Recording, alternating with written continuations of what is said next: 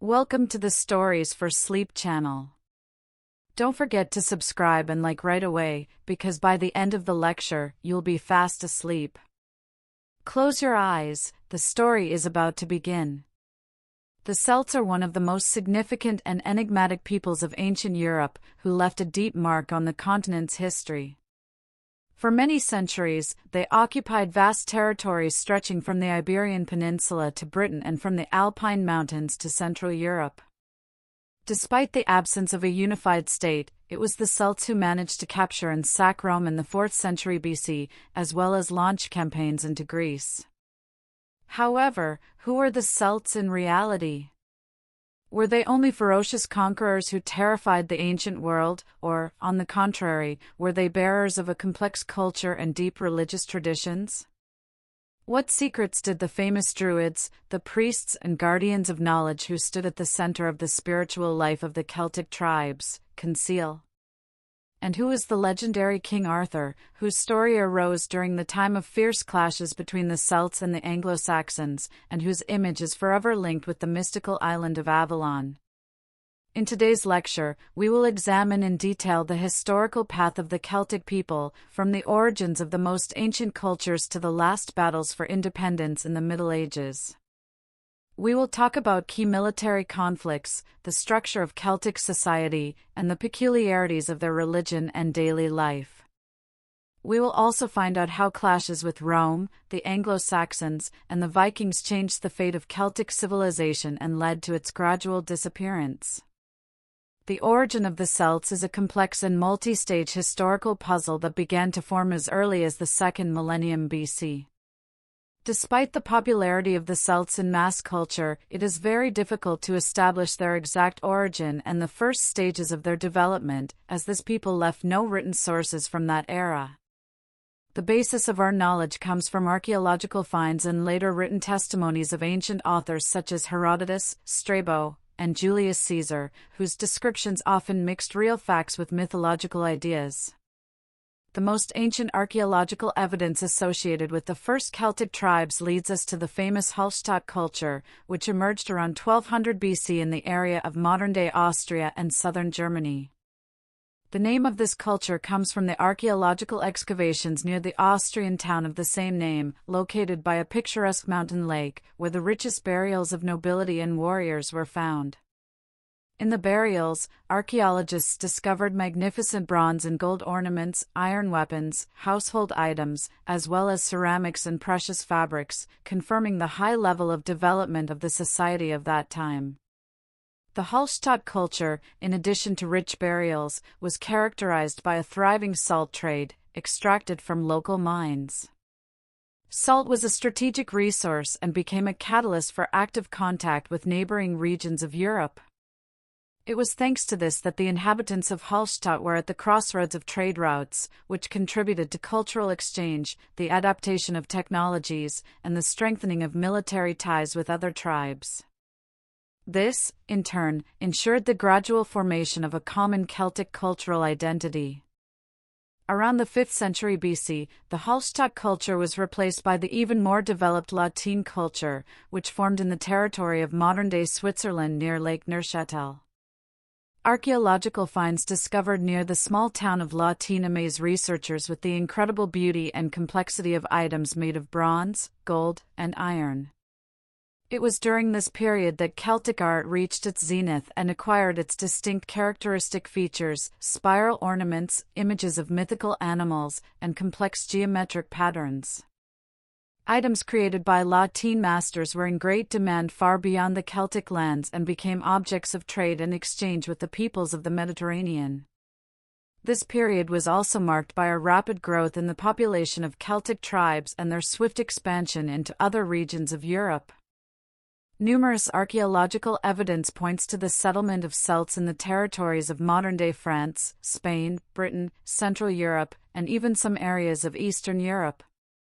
A multitude of independent tribal unions was formed, united by common cultural traditions, language, and religion, but lacking a single political center. These tribes gradually gained a reputation as fearless warriors, whose raids and conquests became a subject of fear and admiration for neighboring peoples. Nevertheless, despite their apparent fragmentation, the Celts possessed a developed social organization and hierarchy. This is vividly evidenced by burials divided according to social status.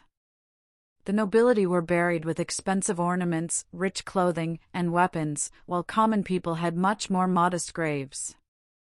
This confirms that even in the early period of their history, Celtic society was strictly stratified, with distinct classes of nobility, warriors, artisans, and farmers.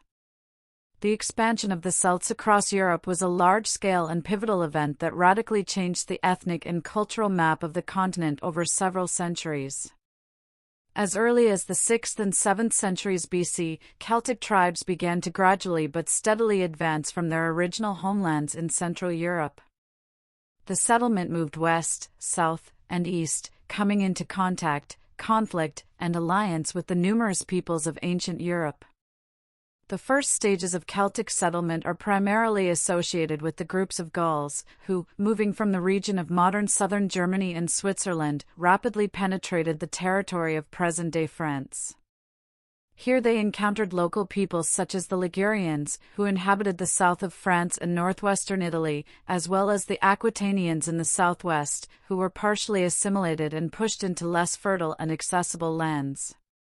The Gauls were well-armed and surpassed their opponents in the level of military art, possessing long iron swords, spears, and characteristic oval shields with bright patterns. The rapid spread of the Gauls contributed to their founding of many fortified settlements, or oppida, among which Bibracte, the most important political center of the Aedui tribe, particularly stands out. These settlements had impressive walls built of wood and stone, as well as an internal layout with residential and craft quarters. The Gauls actively engaged in contacts with Greek and Roman merchants, through whom they adopted some elements of southern civilization, especially the art of winemaking, pottery, and coinage. However, the Gauls were also distinguished by their peculiar local customs, among which the cult of the defeated enemy's head was particularly famous. This custom, described in detail by Roman historians, consisted of Gallic warriors cutting off the heads of their defeated opponents after a battle. The heads were cleaned, treated with special oils, and kept in special sacred places or in the warriors' dwellings. It was believed that the spirit of the defeated warrior continued to live in his head and transferred his strength, wisdom, and bravery to the victor. The more heads a Celtic warrior had, the higher his authority among his tribesmen. Often, heads were attached to the walls of houses or settlement gates as evidence of military valor and to intimidate enemies. Simultaneously with the westward expansion, another part of the Celtic tribes moved to the Iberian Peninsula, mixing with the local tribes and forming the unique Celtiberian culture. The Celtiberians created an independent and vibrant culture, building cities such as Numantia and Sajida, which became true symbols of their belligerence and love of freedom. These tribes adopted the traditions of urban construction from the Iberians, creating fortress cities on high ground, surrounded by massive stone walls. Among the unusual traditions of the Celtiberians was the practice of a joint ritual combat of warriors, known as devotio. This tradition is described in detail by the Roman historian Livy. Before decisive battles, chosen warriors would solemnly swear to the gods not to leave the battlefield alive until the enemy was completely defeated. During such rituals, a special ceremony was held where warriors wore special ornaments and pronounced oaths in the presence of priests and fellow tribesmen. It was believed that such an oath ensured divine support, and the warriors who had taken the devotio fought with incredible fury, sparing not their own lives and striking terror even into the Roman legionaries. In the British Isles, the settlement by the Celts was a more complex process that began around the 5th to 4th centuries BC. Here, the Celts encountered the ancient tribes of the Bronze Age. They gradually assimilated the local population, although they themselves also adopted some cultural and religious traditions from them. The British Celts were known for a particularly developed system of the Druidic priesthood. The Druids played a central role in the life of the tribes. They conducted religious ceremonies and also acted as judges, teachers, and diplomats, possessing enormous authority, often greater than that of the local rulers. The Britons were also known for their military customs, such as applying blue war paint from the woad plant to their bodies, which was described by ancient historians. To the east and south of their original lands, the Celts even penetrated the Balkans, invading the territories of Macedonia and Thrace in the 3rd century BC. Their presence in the Balkans left a significant cultural and ethnic mark, especially in the area of modern-day Serbia and Bulgaria, where they founded their own settlements, entering into long-term contacts with the Thracian tribes. Despite significant differences between the various Celtic groups, they were united by common social structures, religious beliefs, and artistic traditions. Socially, these tribes were ruled by a military aristocracy and Druids. Religiously, they were connected by the worship of nature gods and ancestral spirits, and culturally, by an art characterized by unique and expressive spiral and plant-based ornaments. One of the most vivid episodes of the Celts' military campaigns against ancient civilizations was the famous Battle of the Allia in 390 BC. This event made such a powerful impression on the Romans that echoes of fear and terror before the Celts long remained in their historical memory and literature. The reason for the invasion was the active advance of Celtic tribes into northern Italy, where they founded numerous settlements in the Po River Valley. It was from these positions that the Celts began to move further south towards Roman possessions. In the spring of 390 BC, a large army of Gauls, led by the legendary chieftain Brennus, crossed the borders of Roman lands and headed straight for the heart of the young but rapidly growing republic. Rome, realizing the scale of the threat, sent its best forces against the invaders, hoping to stop them on the approaches to the city. The two sides met in battle on the banks of the small Allia River, about 20 kilometers north of Rome. However, the course of the battle was completely unexpected for the Romans. The Gauls, possessing superior physical strength, a terrifying appearance, and a fierce tactic, crushed the Roman lines in a matter of hours. The Roman army was completely defeated and fled in disarray, leaving their shields, weapons, and standards on the battlefield. The ancient historian Livy wrote that the panic was so great that some Roman soldiers did not even try to retreat to the city but scattered throughout the countryside, where many were overtaken and killed.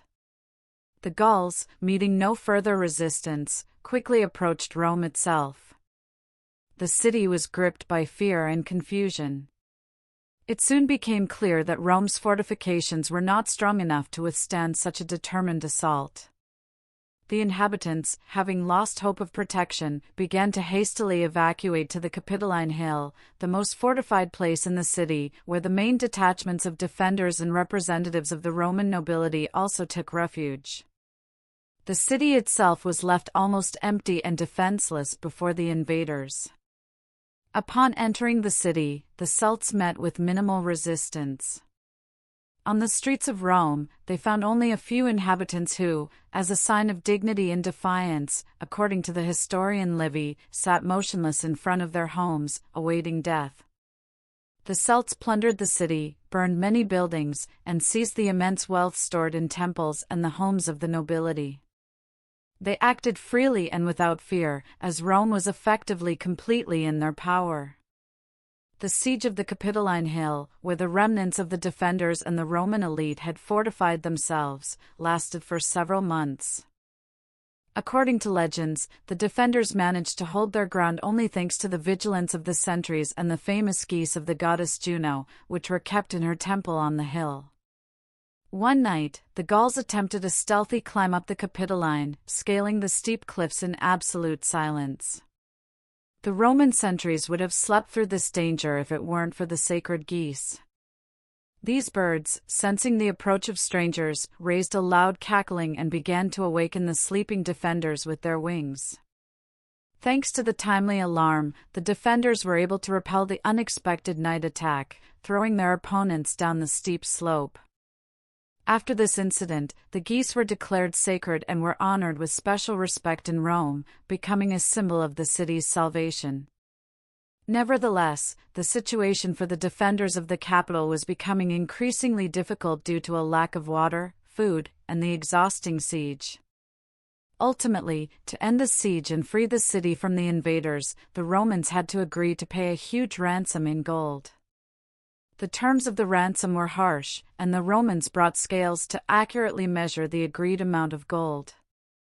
However, as the famous story goes, the Gallic chieftain Brennus brought a heavy iron sword with him and, placing it on the scale pan with the weights, increased the ransom amount, thereby deliberately intensifying the humiliation of the Romans. At that moment, Brennus uttered the now famous phrase, which translates to "woe to the vanquished," emphasizing the right of the victors to dictate any terms to the losers. The Romans had to accept these cruel conditions and pay significantly more gold than was originally agreed upon. After the capture of Rome, Celtic tribes continued to expand the boundaries of their campaigns, moving ever further east and south in Europe. The next major military clash was the campaign against Macedonia and Greece in the 3rd century BC. Its culmination was the audacious campaign against Delphi, led by another famous Celtic chieftain, who also bore the name Brennus. In 281 BC, the combined forces of several Celtic tribal groups crossed the Danube and pushed deep into the Balkan Peninsula. These troops, originating from the Celtic lands of Central and Eastern Europe, initially clashed with the Macedonian army under the command of King Ptolemy Karanos. Macedonia, weakened by internal strife after the death of Alexander the Great, could not effectively resist the Celtic invasion.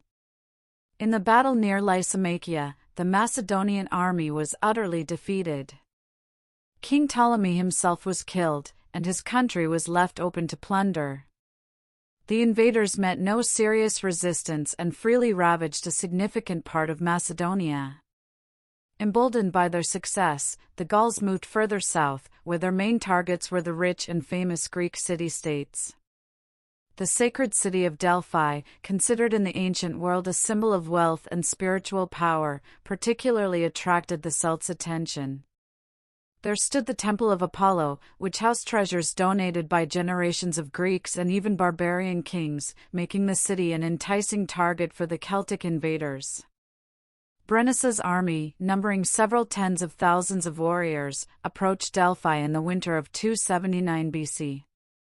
The Greeks, shocked by the threat to one of their main sanctuaries, managed to unite and put up a strong defense. Furthermore, ancient sources describe incredible natural phenomena that accompanied the siege of Delphi, a severe storm with thunder and an earthquake, as well as rock slides from the surrounding mountains, which caused panic and confusion among the Celtic warriors. In ancient tradition, these events were interpreted as the divine intervention of Apollo himself, protecting his sanctuary from the barbarians. Unable to overcome the defense and demoralized by heavy losses, the Gauls retreated. According to ancient sources, the chieftain Brennus himself was severely wounded and, unable to survive the shame of defeat, soon committed suicide. The remnants of the Celtic army were scattered or retreated back north, leaving behind devastated lands but failing to achieve their goal. This campaign demonstrated a crucial feature of Celtic conquests that became the reason they failed to create a unified and stable empire, despite numerous military victories. The power of chieftains and military leaders was unstable and often limited to the scope of a single campaign. Intertribal conflicts constantly erupted, hindering the formation of long-term alliances and a unified command.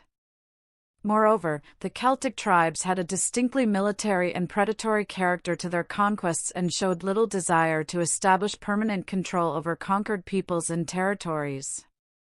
Their goal, as a rule, was loot, quick profit, and a demonstration of strength, rather than state-building or the creation of an administrative apparatus. Unlike Rome or Macedonia, the Celts had no unified legal system or state institutions that would allow them to hold captured territories and effectively govern conquered peoples. It was due to these factors that, despite their brilliant victories and the impressive scale of their campaigns, the Celts gradually lost influence in the conquered territories and were forced to retreat back to their original lands. The military might of the Celts was largely linked to their unique martial art and the special culture of their warriors. Their reputation was well known throughout Europe and even beyond, and the image of the Celtic warrior, fierce and fearless, was deeply ingrained in the works of Greek and Roman authors. One of the reasons the Celts inspired fear in their enemies was their unique appearance and military equipment. Celtic warriors deliberately cultivated a terrifying image. They often fought nearly naked or with minimal protection, demonstrating not only physical strength and fearlessness but also contempt for death. Their bodies were covered in bright war paint, predominantly blue, which, as we already know, was obtained from the leaves of the woad plant. This paint not only created a frightening effect but, as the Celts themselves believed, endowed them with additional strength and the protection of the gods. The Celts were famous for their physical strength and height. Ancient authors repeatedly described them as tall, strong, and powerful people who surpassed many other peoples in strength and endurance. The Romans and Greeks, accustomed to organized and strict formations, were stunned by the fierce and disorderly manner of fighting that the Celts adhered to. Their tactics included swift, sudden attacks with loud war cries and whistles, which sowed panic in the enemy ranks and caused widespread fear even before the fight began. As for their weaponry, it was of high quality and very diverse. One of the most famous types of Celtic weapons was the long, straight sword, known to ancient authors as the Gallic sword. These swords often reached 1 meter in length and were superbly sharpened. The blades were made of high-quality iron and were decorated with intricate ornaments that emphasized the warrior's status. In addition, the Celts widely used a short sword, which was later adopted by the Romans and became known as the gladius, serving as the primary weapon of the Roman legionaries. Another common weapon was the spear, often decorated with bright banners and flags that helped maintain the warrior's morale. The Celts throwing spears, known in Roman sources as the gaesum, had a special tip design. The iron tips were intentionally made soft and long, so that upon hitting an enemy's shield, they would bend, rendering the shield unusable and forcing the enemy to discard their protection. This particular feature of Celtic throwing spears was also borrowed by the Romans. They developed their famous weapon, the pilum, based on it, which became a key element of the Roman legionaries' armament. In close combat, the Celts also actively used long daggers, often decorated with silver or gold, as well as terrifying battle axes with massive blades. The shields of the Celts were an important part of their equipment. They were predominantly oval or round, made of wood covered with leather, and decorated with metal elements and bright patterns symbolizing the warrior's affiliation with a specific tribe. These shields allowed the warrior to defend effectively while actively maneuvering in battle. The Celts were also known for their distinctive helmets, which later influenced the military traditions of many peoples, including the Romans. Celtic helmets were usually made of bronze or iron and had a conical or dome shape with protrusions to protect the ears and the back of the neck. Many helmets were adorned with decorative elements such as horns, crests, wings, or animal figurines. Such decorations not only made the warrior more visible in battle but also emphasized his high social status and, according to Celtic beliefs, granted the owner supernatural powers and the protection of the gods. It was from the Celts that the Romans adopted the tradition of Montefortino-type helmets, which then became standard in the armament of legionaries. An important part of Celtic military art was the cavalry and chariot units. Chariots were especially popular among the British Celts and served as both transport and a powerful combat tool.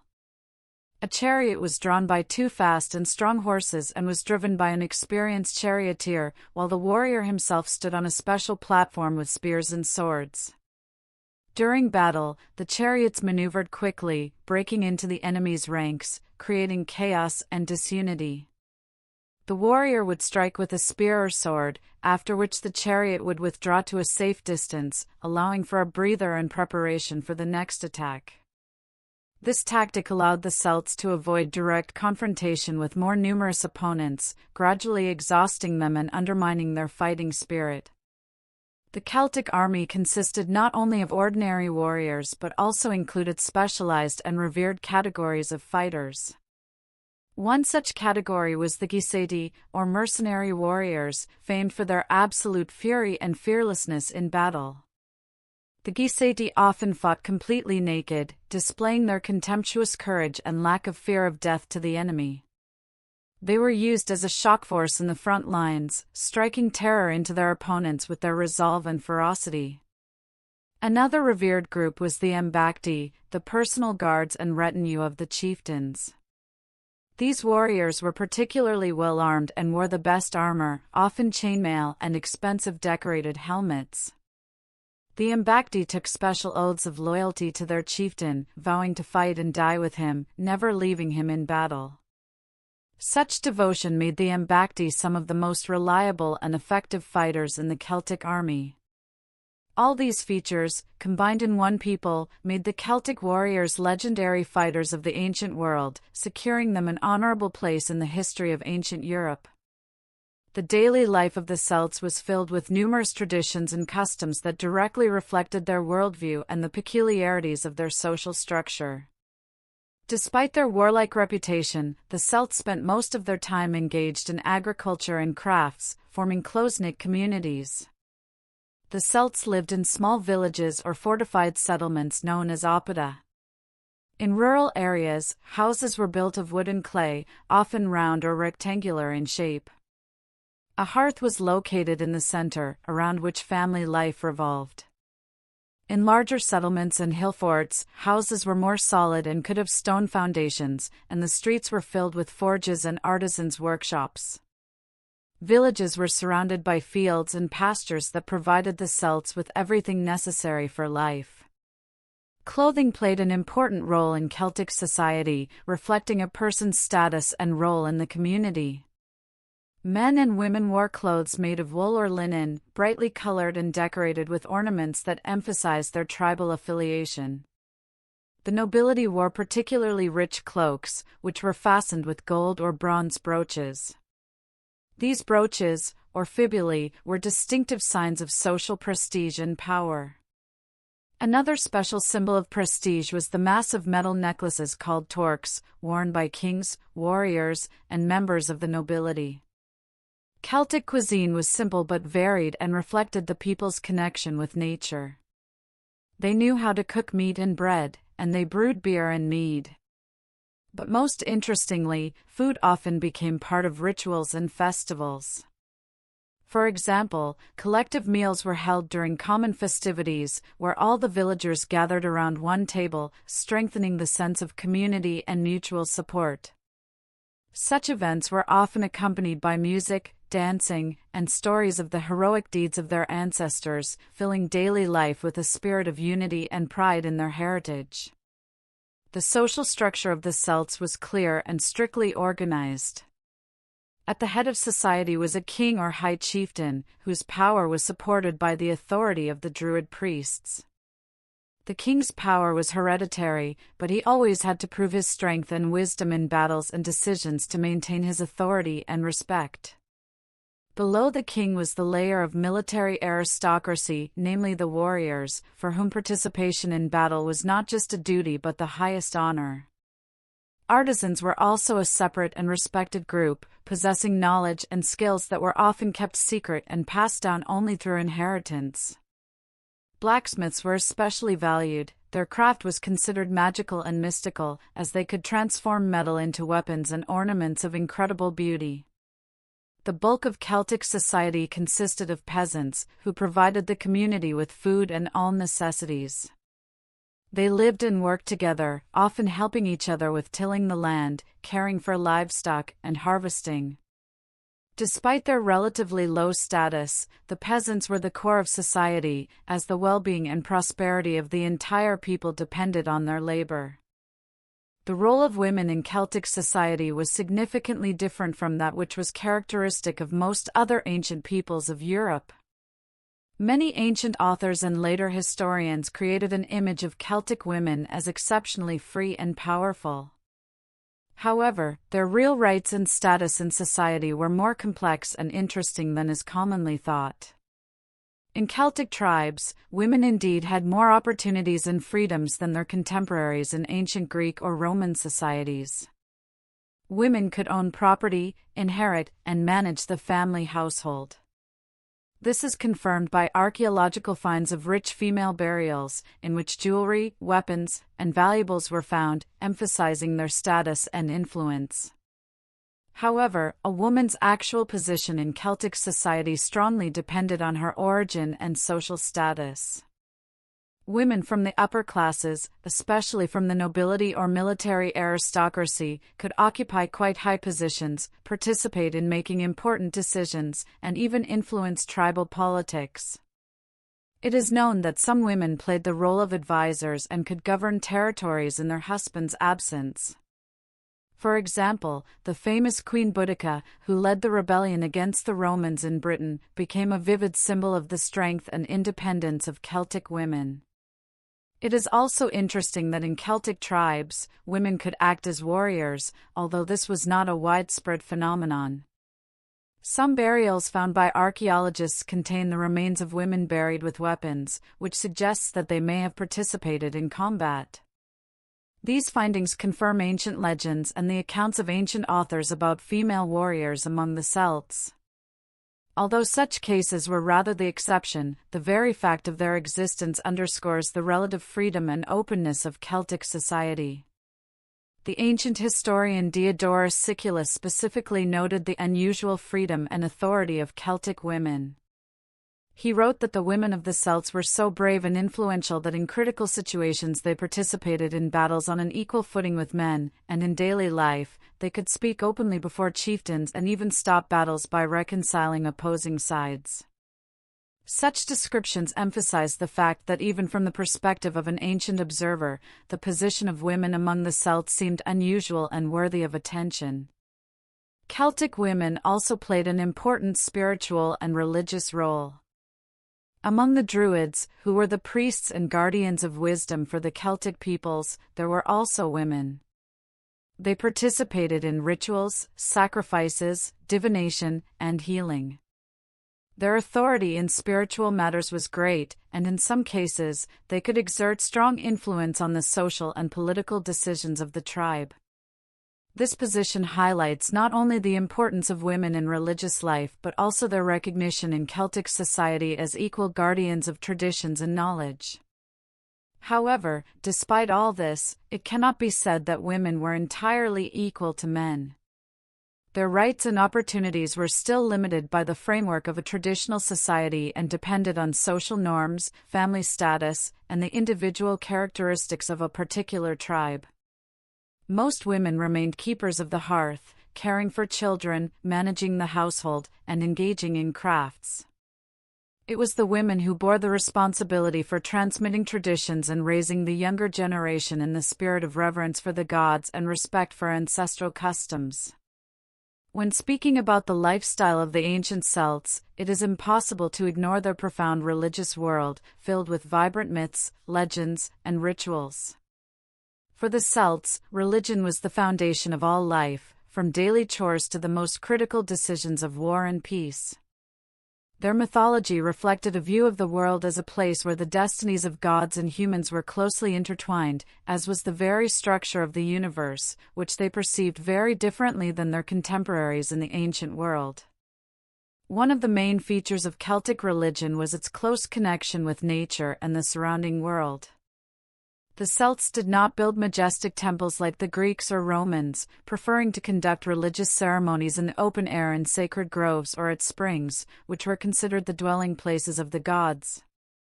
The oak was especially revered as a tree symbolizing strength, longevity, and the connection between the earthly world and the world of the gods. Oaks were dedicated to the thunder god Tyrannes and were considered places of special power and wisdom.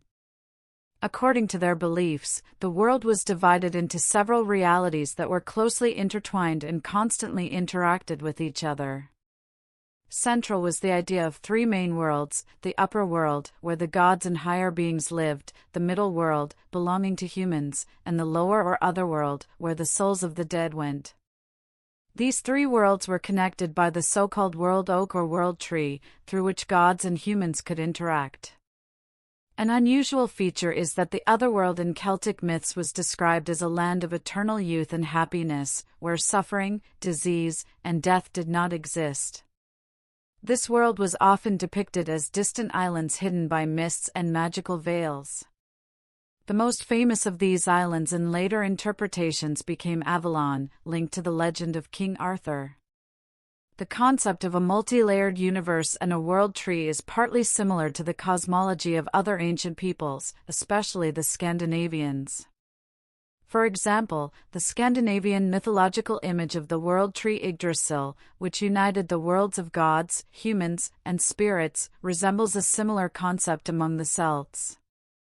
Although no direct historical influence has been proven, scholars suggest that the common Indo-European roots of these peoples could be the reason for such parallels.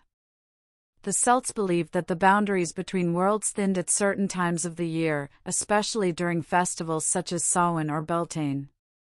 At these times, gods and spirits could freely enter the world of humans, and humans, under certain circumstances, could visit other worlds.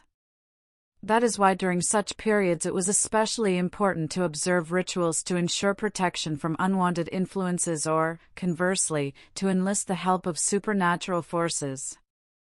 Celtic festivals were closely tied to natural cycles.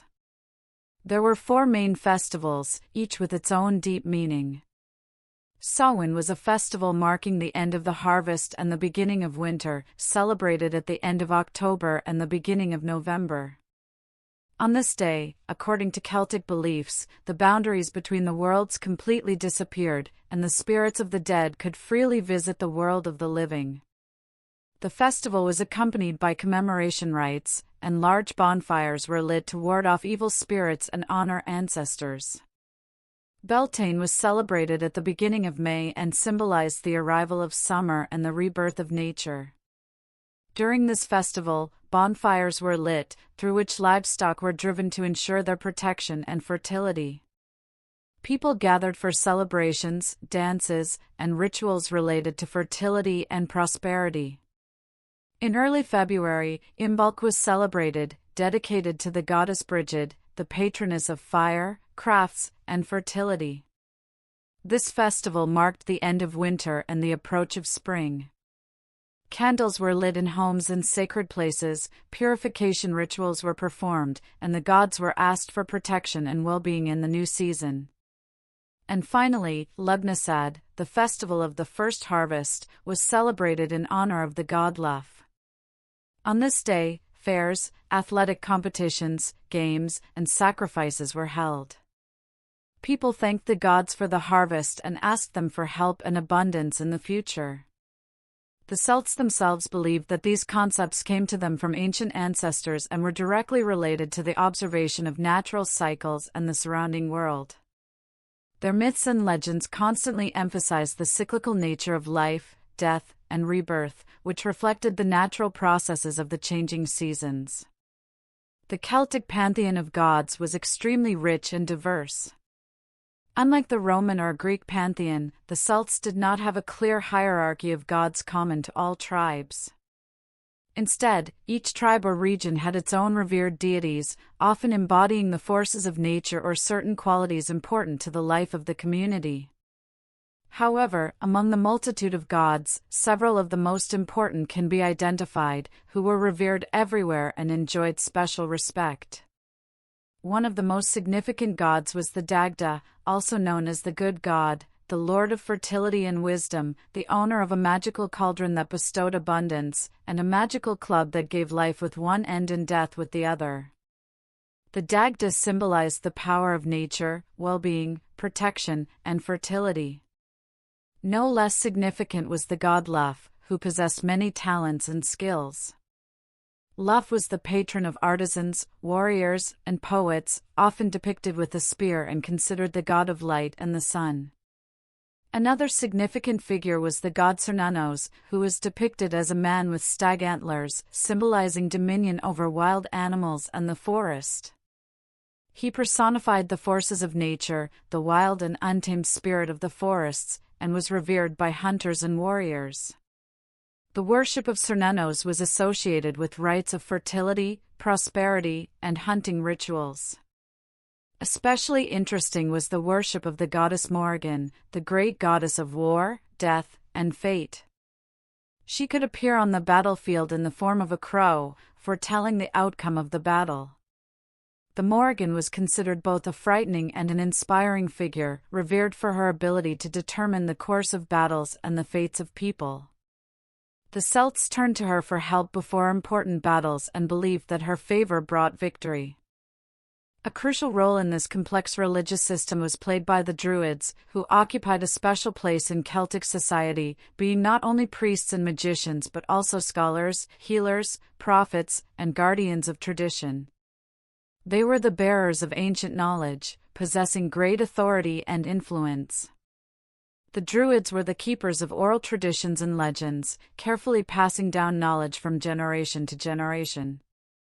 This gave them exceptional importance, as writing was not widespread among the Celts, and therefore the memory and wisdom of the Druids were literally the treasury of this people's history and culture. The path to becoming a Druid was long and difficult. According to ancient sources, a Druid's training lasted up to 20 years and included the study of philosophy, astronomy, medicine, poetry, magic, and theology. During this period, a student Druid had to memorize numerous myths and legends, as well as deeply understand the nature of things and the relationship between man and the surrounding world. The Druids led all religious ceremonies and played a vital role in the performance of worship. Ancient historians emphasize that it was the Druids who could appeal to the gods, interpret their will, and prophesy the future, as well as resolve conflicts between tribes and judge the most complex cases. Their word had the force of law and was not questioned. One of the most enigmatic and controversial aspects of the Druids' activities was human sacrifice. According to the descriptions of Roman historians, the Druids conducted rituals in which both animals and humans were sacrificed. The main gods to whom human sacrifices were dedicated were Tyrannes, Esus, and Tetates. Tyrannes was the god of thunder, personifying the formidable power of nature and the protection of the Celtic world from disasters. Esus was perceived as the god of war, strength, and courage. Sacrifices were made to him during conflicts or before battles. Tetates was the god of the tribal community, fertility, and the protection of the clan. Sacrifices to him were usually associated with ensuring the prosperity and well-being of the people. Sacrifices were carried out in various ways and were extremely cruel. Julius Caesar describes in detail one of the most dramatic rites, which particularly shocked the Romans. To appease the gods, the Druids constructed huge figures of a man from woven branches and straw, the so-called wicker men. Inside these structures, they placed condemned prisoners, criminals, or even volunteers, who were then burned alive. The Celts believed that the more important the request to the gods, the more valuable the sacrifice must be, and human life was the highest gift.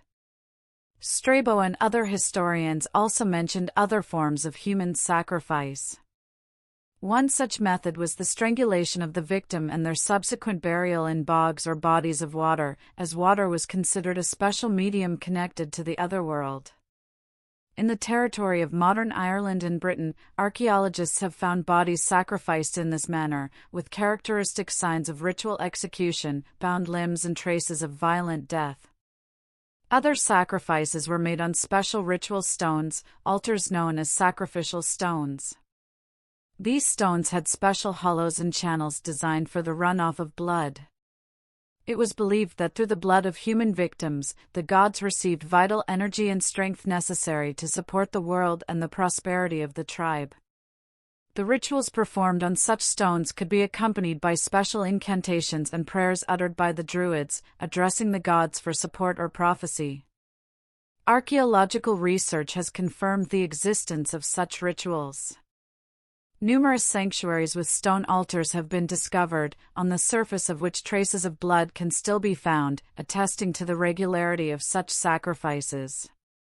In the bogs of northern Europe, especially in the territories of Denmark, Ireland, and Britain, archaeologists have repeatedly found bodies that have been preserved almost untouched due to the unique natural environment. However, it would be a mistake to consider the Druids exclusively as cruel priests who organized bloody rites. The Druids also practiced healing, were well versed in herbs and plants, and conducted healing and protective rituals aimed at the well-being of people and communities. They were intermediaries between the world of gods and humans, and many of their actions were aimed at maintaining harmony and balance in the world. Nevertheless, by the beginning of the 1st century BC, the life of the Celts had changed dramatically. This was due to the growing threat from the Roman Republic, which was actively expanding its borders and claiming dominance in Europe. The clashes between the Celts and the Romans began long before the era of Julius Caesar but reached their dramatic climax in his time, when Roman expansion descended upon Gaul with new force. The conquest of Gaul, which took place from 58 to 50 BC, became one of the most important events in the ancient history of Europe, dramatically changing the fate of the Celtic peoples and opening the way for Roman domination on the continent. Julius Caesar, a talented politician and brilliant commander, undertook the conquest of Gaul not only to expand Roman territory but also to strengthen his own power and glory in Rome. He skillfully used the contradictions between different Celtic tribes, winning some to his side and suppressing the resistance of others. Caesar perfectly understood the complex structure of Celtic society, consisting of many warring tribes and chieftains, and skillfully used this by implementing a divide-and-rule strategy. However, the conquest of Gaul was not a simple military stroll for the Romans. On his way, Caesar faced stubborn resistance from the Celts, who showed exceptional resilience and bravery in defending their lands and freedom. Many of the tribes fought fiercely against the Roman legions, forcing Caesar to change his strategy repeatedly and to use all his military cunning. Caesar faced harsh conditions, impenetrable forests, difficult river crossings, and marshy terrain, which significantly complicated the advance of his armies. The most vivid episode of this struggle was the revolt led by Vercingetorix, chieftain of the Arverni, which broke out in 52 BC. Vercingetorix managed to unite numerous Gallic tribes into a single alliance, which for the first time offered serious resistance to the Romans. The uprising engulfed almost all of Gaul and became a serious test of Caesar's leadership and military skills. Vercingetorix proved to be an outstanding organizer and strategist who managed to unite disparate and conflicting tribes, overcoming centuries-old internal contradictions for the common goal of fighting against Rome. The key, decisive battle of this war was the Siege of Alesia. It was here that Vercingetorix fortified himself with a large army, hoping to withstand a long defense against the Romans. Caesar, realizing the strategic importance of this town, surrounded it with his troops and erected a unique double line of fortifications, one to besiege the Gauls in the town itself, and the second to defend against Gallic allies coming to their aid. This double siege became one of the greatest military engineering operations in ancient history. The Gauls under his command held firm, but the Romans were persistent and disciplined. When a huge army of allied Gallic tribes came to the aid of the besieged, it seemed that Caesar's fate was sealed. However, the Romans showed exceptional endurance and courage, repelling massive enemy attacks. After several fierce battles and a months-long siege, Vercingetorix was forced to surrender to save his people from starvation and complete annihilation. The scene of the Celtic chieftain's surrender, throwing his weapons at Caesar's feet, became legendary and symbolized the final subjugation of Gaul by Rome. Vercingetorix was taken to Rome, where the sad fate of a prisoner awaited him. After several years of imprisonment, he was paraded in Caesar's triumphal procession and executed. However, alongside the historical reality, numerous legends and myths quickly formed around these events. The Romans, seeking to glorify Caesar, depicted Vercingetorix as a noble but doomed hero, acknowledging the superiority of Rome. The Gauls, in turn, preserved his memory in their traditions as a great defender of his native land, a symbol of freedom and resistance to foreign invasion. Caesar described this campaign in detail in his famous work, Commentarii de Bello Gallico, Commentaries on the Gallic War, striving to emphasize not only his military superiority but also to explain to the Romans the necessity of this war, portraying the Celts as dangerous barbarians threatening civilization. Nevertheless, even Caesar himself could not hide his respect for the courage and strength of the Gallic warriors, their extraordinary resilience, and their ability to unite in the face of a common threat. Moreover, Caesar also emphasized the complexity of military operations in Gaul, noting the cunning and treachery of the Celts, their ability to use the terrain and surprise for attacks. The conquest of Gaul became a turning point for all of European history. Gaul was fully integrated into the Roman Empire, which had a profound impact on the culture, language, and social structure of the Celtic peoples.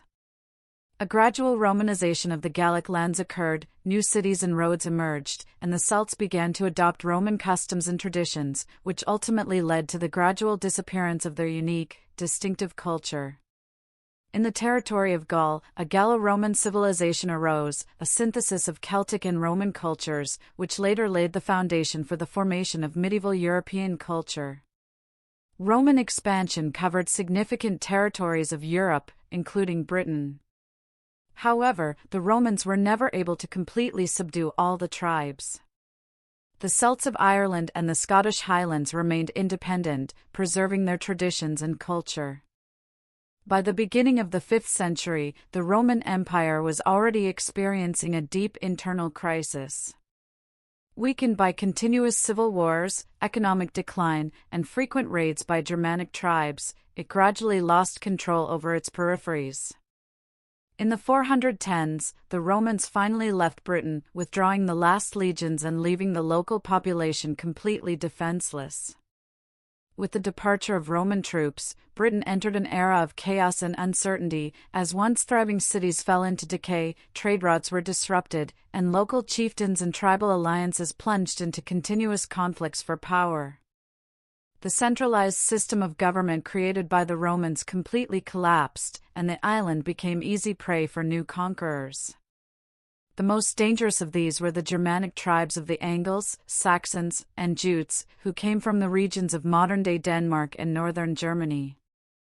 According to historical sources and archaeological data, the Anglo-Saxons were initially invited by local Celtic chieftains as mercenaries to protect against raids by the Picts and Scots from the north. However, they soon ceased to be content with the lands granted to them and began to actively expand their territory, conquering more and more areas. Gradually, their migration turned into a full-scale conquest.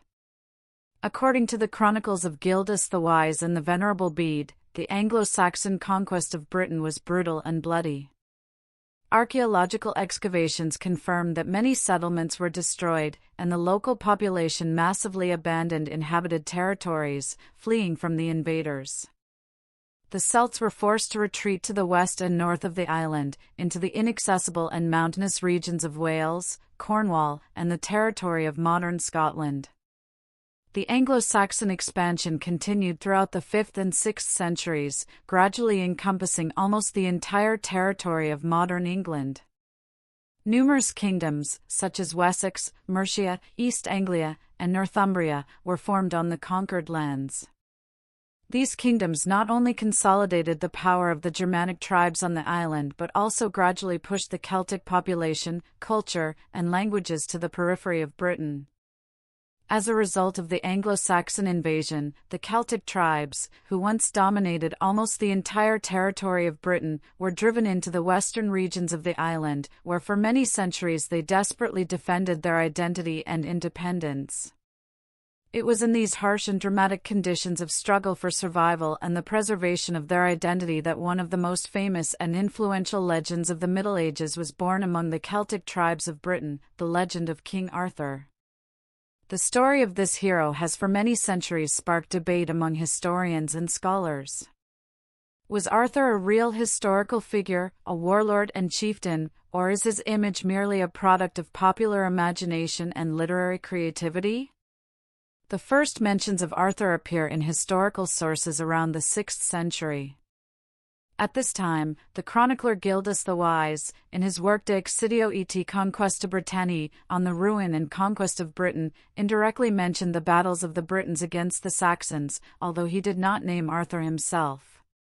But by the early 9th century, the historian Nennius, in his famous chronicle Historia Brittonum, History of the Britons, for the first time directly names Arthur and describes him as a great warrior and commander who led the Britons and won 12 significant battles against the invaders.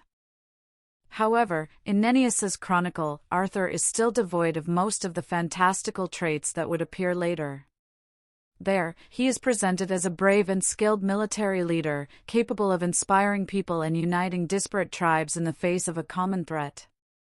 One of his most significant battles was the Battle of Mount Badon, where, according to sources, a united Celtic army crushed the Anglo-Saxons and halted their further advance into the west of Britain for several decades. Later, from the 9th to the 12th centuries, the image of Arthur began to acquire new, more mystical and symbolic features. In Welsh tales and legends, Arthur became a wise king, wielding a magical sword that later became known as Excalibur. Legend claimed that this sword was given to him by the mysterious Lady of the Lake, emphasizing the divine origin of Arthur's power. This sword, according to legend, possessed special power and did not allow its owner to be defeated in battle. An important part of the legend also became how Arthur obtained his royal title. According to one of the most famous versions, the young Arthur managed to pull a sword embedded in a stone, a feat possible only for the true king of Britain. It was this event that proved his chosen status and right to rule the country, becoming a symbol of his special destiny. Another striking feature of the legend was the famous Round Table. This table, according to tradition, was created by Arthur's order and symbolized the equality and brotherhood of his knights, emphasizing that none of them was superior to another. At this table gathered the greatest knights of Britain, Lancelot, Gawain, Percival, Galahad, and many others, famed in battles and deeds. Together, they embarked on the quest for the Holy Grail, the legendary vessel that grants eternal life and can heal any wound. The legend also included the tragic love story of King Arthur and Queen Guinevere, who fell in love with the valiant knight Lancelot, which ultimately led to a dramatic split among the knights of the Round Table and a sad end for Arthur himself. According to the legend, the mortally wounded king was taken to the magical island of Avalon, where, it is said, he remains to this day, awaiting the moment of his return in Britain's hour of greatest need. To this day, scholars and historians cannot agree on whether the historical Arthur actually existed. Some researchers are convinced that the prototype for Arthur was one of the real chieftains of the Celtic tribes, such as Ambrosius Aurelianus, mentioned by Gildas, or another no less significant 6th-century warlord who led the resistance against the Saxons. Other scholars believe that Arthur is more of a composite image, reflecting the aspirations, hopes, and desires of the Britons of that time, an image of an ideal hero created by popular imagination and enhanced by literature. The most common modern viewpoint is that Arthur may have indeed existed, but was a much more modest historical figure than his legendary image, which developed over the following centuries. This was facilitated by the literary tradition that actively developed from the 12th century onwards, thanks to authors such as Geoffrey of Monmouth and Chrétien de Troyes. It was they who transformed Arthur into an idealized medieval king, a model of knightly honor, valor, and wisdom. After the Anglo-Saxons established themselves in Britain, a profound process of change began, affecting not only the political landscape but also the culture, traditions, and language of the island. Their influence was so powerful that it forever transformed the identity and heritage of this land, creating the foundation for modern England. One of the most obvious and lasting consequences was the spread of the Old English language. It belonged to the Germanic language family and differed significantly from the Celtic dialects and Latin previously common in Britain. Over time, Old English pushed the local languages to the periphery of the island, leaving them only in remote areas such as Wales and Scotland. Today's English language was formed precisely on the basis of Old English, having undergone significant changes but retaining its deep Germanic foundation.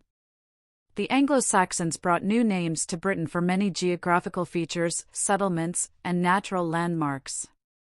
The modern names of many English towns and villages contain elements reflecting their Anglo-Saxon origin. For example, the suffix ham, meaning a village or homestead, or tun, denoting a small town. Examples of such names are Nottingham, Birmingham, and Southampton. The changes also affected the religious sphere. Initially, the Germanic settlers adhered to paganism and worshipped gods such as Odin, Thor, and Freya, reflecting ancient Germanic Norse beliefs. However, starting from the end of the 6th century, thanks to the active missionary work of Pope Gregory the Great and his envoys from Rome, the Anglo-Saxons gradually began to adopt Christianity. This new faith, spreading quickly and deeply, led to the emergence of numerous monasteries and centers of learning, which became hubs of enlightenment and culture for many centuries. An important legacy of the Anglo-Saxon period is the unique literary tradition represented by heroic tales and epics. One of the most brilliant examples of this creativity is the famous epic Beowulf. It reflects not only the ideals of martial valor and courage but also a rich mythology and concepts of good and evil, honor, and loyalty, which became characteristic of Anglo-Saxon society. With the arrival of the Anglo-Saxons, the daily life of the local population also changed. The Germanic settlers brought with them their crafts, style of dress, weaponry, architectural traditions, and household habits.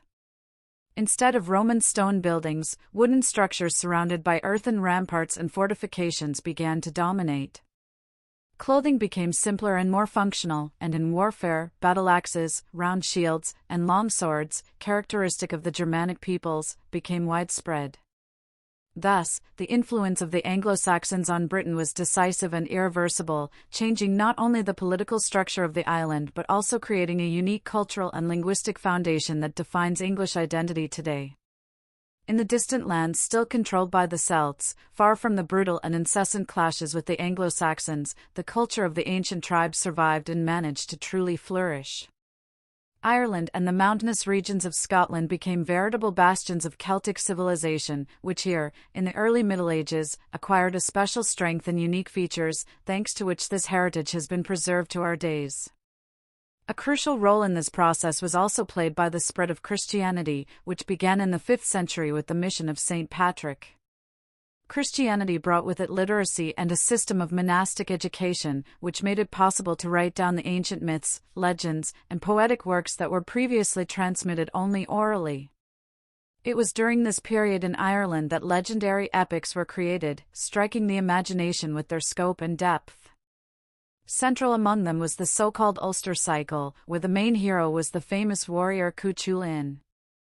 According to the epic, Cuchulainn became famous in his youth for his incredible bravery and supernatural strength, becoming a symbol of the warrior spirit and self-sacrifice. The most famous story of the cycle is the cattle raid of Cooley, Tain Buachaonge. It tells of a bloody war waged over a magical bull. In this epic, Cuchulainn single-handedly confronts an entire army, demonstrating incredible valor and courage. The Irish saw in him the ideal warrior, a model of strength and honor to which generations of Celtic warriors aspired. Another important epic cycle, the Fenian cycle, describes the adventures of Finn mac Cumhaill and his loyal warriors, the Fianna. According to the legends, Finn was a wise warrior and the leader of a special band of heroes who possessed extraordinary talents and skills. Among his warriors were the great poet Oisin and Diarmuid, known for his tragic romance with Grain, the daughter of the High King. These heroes traveled throughout Ireland, performing heroic deeds, protecting the weak, and hunting magical creatures. One of the most famous stories of the Fenian cycle is the legend of the Giants and the formation of the famous natural landmark, the Giants' Causeway, which, according to myth, was built by Finn in an attempt to reach Scotland. At the same time, in the territory of modern Scotland lived the Celtic tribes of the Picts and Scots, who, like their Irish neighbours, also managed to preserve their own cultural traditions. The Picts were known for their special art of carving mysterious symbols on stone stelae, which have survived to this day. These stelae are still the subject of study and admiration by scholars trying to unlock the secrets of ancient Pictish symbolism. However, the most important and significant feature of early medieval Celtic culture was a unique phenomenon that went down in history as Celtic Christianity. Irish and Scottish monks, founding monasteries and schools, managed to combine the Christian faith with the deep traditions of local culture. Thanks to this synthesis, invaluable monuments of ancient Celtic mythology, as well as classical works that had been almost completely lost in Europe at that time, were recorded and preserved in monastic scriptoria. One of the most striking examples is the famous Book of Kells, decorated with magnificent illustrations and patterns that became a model of medieval book art. Such monasteries became major centers of learning and book culture, serving as refuges of knowledge during the era of barbarian invasions, thereby literally saving ancient texts and wisdom from oblivion. Beginning at the end of the 8th century, a new wave of conquerors descended upon the lands of the Celts, the Scandinavian seafarers known to the world as Vikings. At first, their appearances were sporadic and consisted mainly of raids. However, these attacks soon became widespread, and the Vikings themselves became a significant force that substantially influenced the life of local Celtic societies. The first Viking raids on the coast of Ireland were recorded at the end of the 8th century. One of the first was the attack on the monastery of Iona, the largest spiritual and cultural center of Celtic Christianity. During this raid, many monks were killed, and the sanctuary itself was plundered and practically destroyed. This was followed by a whole series of similar attacks on monastic complexes in Ireland, such as Clonmacnoise, Armagh, and Glendalough. The Vikings not only plundered but also ravaged these cultural centers, destroying monastic libraries that held priceless manuscripts and ancient texts, many of which were lost forever. However, over time, the goals and methods of the Vikings began to change.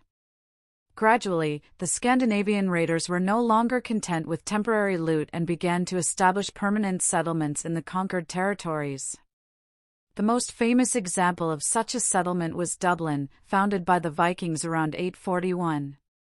This city quickly became the largest trading center in Ireland, transforming from a temporary camp of sea robbers into a thriving settlement that became a vital point on the trade routes connecting the British Isles with mainland Europe and Scandinavia. In Scotland, the situation was similar. Scandinavian warriors actively settled and developed the Orkney and Hebrides Islands, as well as the northern regions of modern Scotland, where they also founded their settlements and fortifications, gradually spreading their influence and establishing their own political entities. Despite their reputation as destroyers and plunderers, the Vikings had a huge impact on local societies and cultures. They ravaged lands and cities, but they also brought with them advanced technologies of the time in seafaring, shipbuilding, and trade. The influence of the Vikings was particularly noticeable in the area of urban culture. Many modern cities in Ireland and Scotland owe their existence to the Vikings, who founded the first trading posts and ports that became crucial centers of economic life and exchange. The Vikings also influenced the language and toponymy of the regions where they settled. In Ireland and Scotland, many place names of Viking origin have been preserved. Any names ending in ford or wick, meaning inlet and bay respectively. Cultural contacts between the Scandinavians and the Celts facilitated the exchange of crafts and traditions and even led to the emergence of mixed dynasties. An example of such a fusion is the Kingdom of the Isles, which united the territories of the western coast of Scotland, the Hebrides, and the Isle of Man. Nevertheless, for the Celts themselves, the clashes with the Vikings were a severe ordeal. Celtic societies of that period were fragmented and constantly in a state of internal conflict, which prevented them from effectively uniting to repel an external threat. The Scandinavians, on the contrary, were highly mobile thanks to their ships and could suddenly attack almost any coastal settlement. The Vikings also had superior weaponry and battle tactics, and their ships were fast, allowing them to attack suddenly or quickly retreat to the sea, avoiding serious losses. By the 10th and 11th centuries, the situation in the British Isles had changed significantly. The Anglo-Saxon kingdoms gradually united into a single English kingdom, reaching its peak in the 10th century under King Athelstan, who was the first to unite most of the territory of modern England. However, the key event that definitively shaped England was the Norman conquest of 1066 under the leadership of William the Conqueror. They lived in Normandy, a region in northern France where they had settled in the 10th century. The Normans, or literally Northmen, although they retained the martial spirit of their Viking ancestors, were by this time Christianized, spoke Old French, and had adopted many European traditions. After the Norman conquest, the pressure on the remaining Celtic territories intensified many times over. As a result, the territories of Wales, Scotland, and Ireland became the last strongholds of ancient Celtic culture. Wales during this period was divided into several small, constantly rivaling kingdoms. Despite this fragmentation, the Welsh for a long time stubbornly resisted conquest by the Normans, who began their expansion to the west soon after conquering England. Throughout the 11th and 12th centuries, they gradually advanced into Wales, building castles and fortresses to secure their power in the conquered lands. However, the Welsh did not give up and continued to fight stubbornly, organizing regular uprisings and resistance against the conquerors. The most famous leader of the Welsh resistance was Llywelyn ap Griffith, who in the 13th century managed to unite most of Wales and even gain recognition of his title from the English king. But in 1282, after a brutal war with King Edward I, Llywelyn was killed, and the independence of Wales was finally lost. The English consolidated their power by building famous castles that became symbols of the suppression of Welsh independence. In the following centuries, Wales was gradually subjected to cultural assimilation, although it has preserved its language and many traditions to this day. Scotland experienced a similar fate. At the end of the 13th century, Scottish kings faced a direct invasion by the English, who sought to completely subdue their northern neighbour. It was then that one of Scotland's most famous and heroic leaders, William Wallace, appeared on the historical stage. Being a simple nobleman without a distinguished lineage, Wallace managed to inspire the Scottish people to fight for freedom. In 1297, he led an uprising, achieving an impressive victory over the English at the Battle of Stirling Bridge.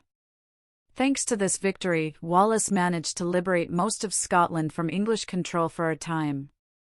However, Wallace's successes were short-lived.